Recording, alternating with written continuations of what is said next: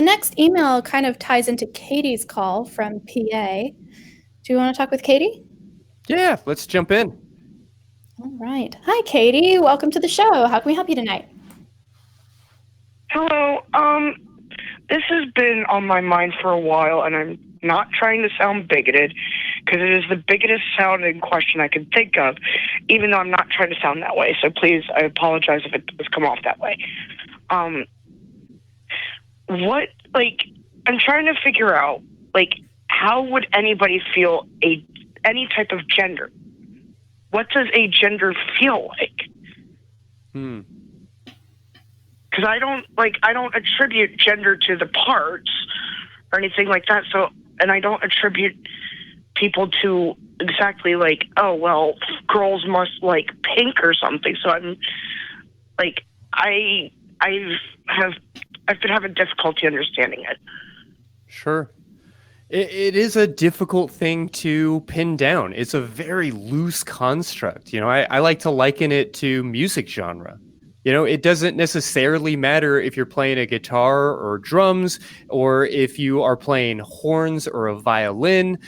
The genre of music is kind of this intangible, I don't know what about it, but we all kind of recognize that there are some consistent themes and some things that we can tend to lump into a particular direction.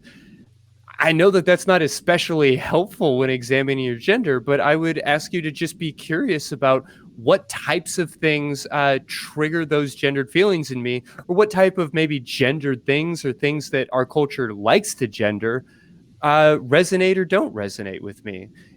When I was getting ready for this episode, even though I don't conventionally wear makeup, I had to say it tickled a part of my brain that doesn't often get maybe nourished in the way that it should. And I personally, for myself, recognize that as being a part of my feminine gender that I don't maybe express in ways that I should like to. Now, that being said, your gender may be a gender, which can make it even more difficult to maybe wrap your head around. Yeah, that is always the first thing that I want to clarify whenever this question comes up. If there is a real just kind of mental block and you're like, I don't feel gender, what does it mean to feel gender? It could very well be that you don't need one.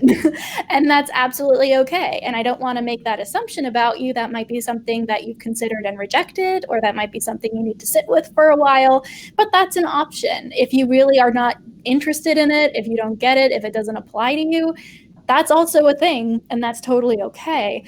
I also like to liken gender to personality traits and things like what would you say being creative feels like? There's no particular definition for what being creative feels like, and you can be creative in a myriad of different ways. There's no one way to be creative, but there are a lot of people who use that label for themselves and feel that that describes them really well and gives them a place in society. Gender is not something external to us, something objective out there like a platonic ideal that we are accessing and talking about.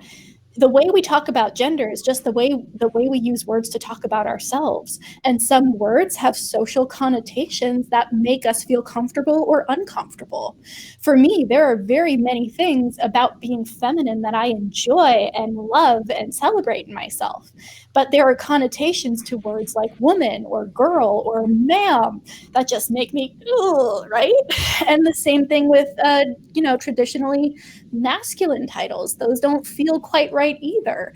And so following that sense of who am I, what words work for me, is really where my journey led me. And that is going to look different for everyone. There can be cis women or binary trans women, anywhere on that binary where they defy gender stereotypes but don't feel the need to question their gender. And that is absolutely okay. That is just as real for them. But yeah, I would say that if you're wondering what gender feels like, what does creativity feel like? What does being romantic feel like, right? That looks different for everyone and requires more knowledge of the person, to get to know. You could say you're creative, and I could make some assumptions about you, but I would really have to get to know you, Katie, to learn exactly what you mean by that and how your creativity expresses itself. So that's kind of the way I like to describe it. Okay, that makes sense. Thank you. Hold on. Yeah, I was looking for some insight from Death, but I believe Serafina may be stepping in. Yeah.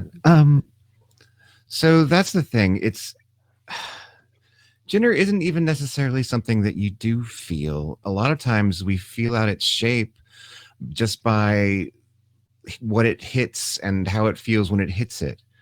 A lot of people, if you don't have any particular or any strong feeling for a gender at all, then you're not going to notice it so much because there's no obstacles in the way, and there's no carrot, there's no stick. Whereas if you have something inside of you that is set to a particular gender or set of genders, then when you are active in society as the social animals we are, then you are going to come up against that sometimes, and you're going to come up with things that are closer to that, and then you will feel, well, it's generally considered just generally called a euphoria or a dysphoria.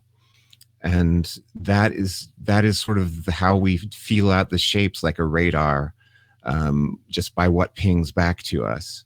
I have never felt gender in any direct way. What I've felt is the way that myself, my soul, or whatever you want to call it, responds to being socialized, being treated, referred to, it's seen as, etc., a certain gender. That is what I know, and that's how I've eventually, over many years of denial, figured it out.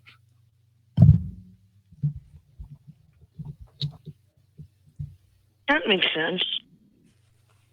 Yeah, that's kind of a lot of different angles and ways of looking at it. I'm curious what maybe is resonating for you. Was there anything in any of this that made you think, okay, that's at least an edge that I can start to feel around, or if it still feels like a total mystery? Well, I'm thinking I'm just going to have to do some more introspective work, because I noticed personally, there are times where I'm perfectly okay with being considered feminine. I'm perfectly okay with she or her. I am never feeling okay with ma'am or lady. I don't really feel comfortable with that. That always feels gross to me. Well, and it's, I think, important to point out that because gender is such an oppressive or oppressed construct in many parts of our culture, that it becomes difficult to unentangle some of these things. Somebody might call you a lady in the nicest possible way, and it may be still tied to that kind of oppressive environment that you've been experiencing your whole life, which, might mean that you have no problem with the idea of your femininity or your gender or anything else other than just a allergy to oppression.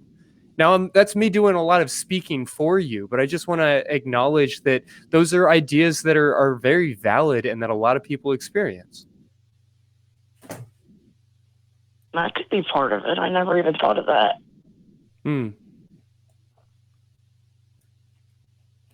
Honestly, you're asking good questions. I would not suspect that this comes from any place other than wanting to learn and grow. And this is an ongoing cultural conversation. So we are going to get this question a lot, and you're asking it in the right way. And if some of this feels like it might resonate for you even a little bit, I'd say maybe poke around a little bit. I loved Serafina's example of radar and kind of what pings back to you. That is a great way to describe that. So maybe send out some feelers and be like, okay, what collection of things make me feel really good about myself? What collection of things don't? And maybe are there words for these? And you know what? A lot of the time there aren't. We don't have a rich cultural lexicon when it comes to this topic, which is why I just call myself queer a lot of the time, because it's the biggest umbrella word to describe me, but there is no specific word for what I am.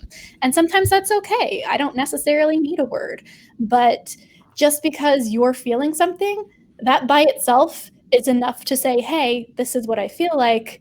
How do I describe this? And then just follow from there. Yeah, it can be a beautiful journey, but it's not a necessary pursuit. You know, wanting to understand these things about yourself can be, I don't want to cheapen it, but it can be a little bit like a DNA test or an Ancestry.com type of adventure. You know, it might reveal huge, important pieces of your story, and it might really resonate with you, and it may become a really important part of your identity, or it might be something that you're completely uncurious about, and that's okay too. That's true. Yeah, well, I hope that Like, gives I you know, some like, I had a places to start. I'm sorry, go ahead. I had a foster family that they were Southern Baptist, very interesting humans. They tried to force me to be more feminine. And now, like, I've been noticing that, like, part of me keeps trying to, like, trying to wear things that still appeal to that and do things that still appeal to that. And I'm trying to figure out what parts were forced on me and what parts I actually like. And that's worth noting too, that being agender is incredibly valid, but oftentimes our inability to experience our gender or to experience all sides of it, or our sexuality, being perhaps bisexual, but being incredibly uncomfortable in homosexual situations, is a very, very common response to the heteronormative trauma and pressures of our society. So it sounds like there's a lot of kind of introspection. I'm glad to hear you're sort of spelunking and asking these questions. These are really interesting topics and good questions that you're asking. Just in addition to whatever, you know, small tributes we've been able to make, I'd like to point you towards the book How to Understand Your Gender, a practical guide for exploring who you are. And I'll make sure to have links to that in the show notes of this episode as well. Okay, thank you. Hey, absolutely. Appreciate you calling.